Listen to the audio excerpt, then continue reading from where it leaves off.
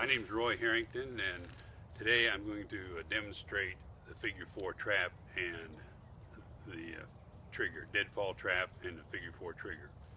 I made this Deadfall trigger yesterday. It took about an hour, so that was pretty long for a video. So today I'm just going to demonstrate how it works and what the components are. I've already got it set up. I'm going to trigger it so we can look at the various components and then set it up again.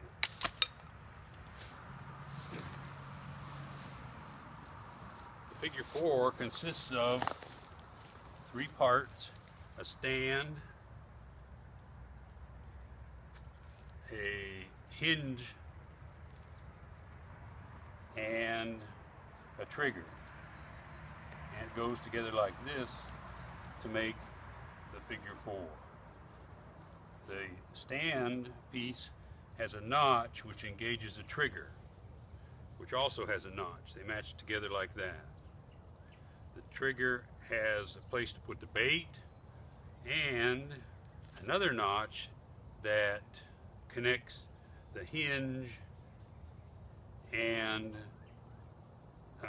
another notch that connects that the hinge sits in. It connects the stand stick and a trigger switch.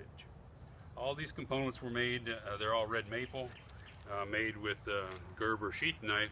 I really like this particular design of knife because not only does it have a blade, but it has a small saw, which you can cut some pretty good sized stuff with the saw, but also it allows you to make nice square edges on your cuts for this detail work to build the trigger.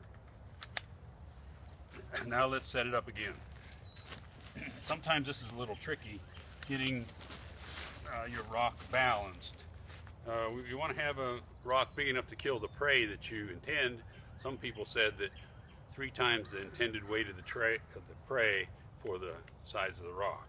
Right now we have a lot of squirrels here, so this rock is big enough to kill a squirrel. Ideally, I'd like to have it sit on another hard surface, but I don't have one available, so we'll just have it on the ground. Hold the stand switch or stick in about the right place, and now we're going to install the hinge.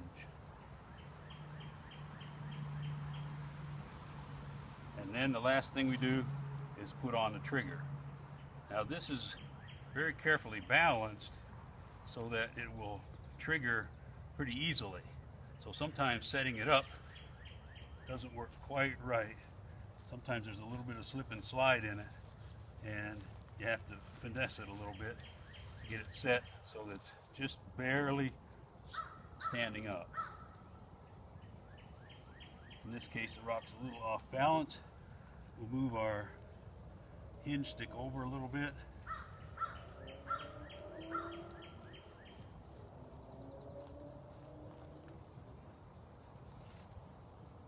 And put it back together. 2 notches don't go together. The trigger switch then connects the hinge stick and the trigger. Oh, the rock's still a little bit out of balance. Let's move it around a little bit. This can get a little tiring after a while if your rock is too big, or a rock is very big.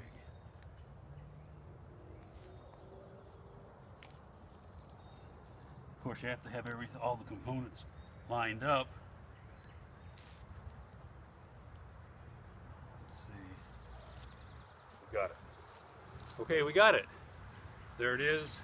And it's very carefully balanced. And of course, if you're in a survival situation, you want to have several of these drop stones set up, or logs, whatever you can, to make traps. The more traps you have, the better successes you're going to have. Let's see how the trigger works. Of course, the bait right here underneath the rock, and works just like it did in the beginning. Thank you very much.